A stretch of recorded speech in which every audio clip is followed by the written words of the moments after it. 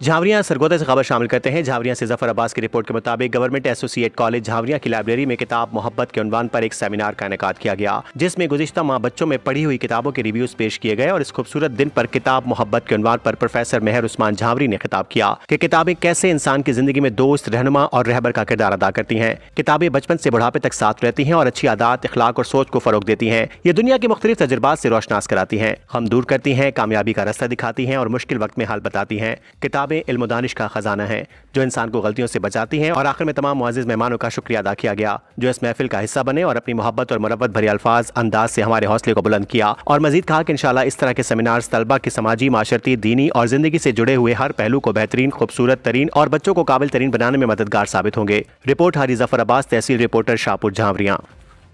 से सबसे ज्यादा प्यार करता हूँ तो अल्लाह रब्बुल इज्जत की जात ने जो इंसान को दूसरी मखलूकात से, स्पीशीज से सेपरेट किया है, उसका बुनियादी जो मेन चीज है वो शऊर है। और इस शऊर की बुनियाद पर हमने अपनी जिंदगी के फैसले लेने होंगे।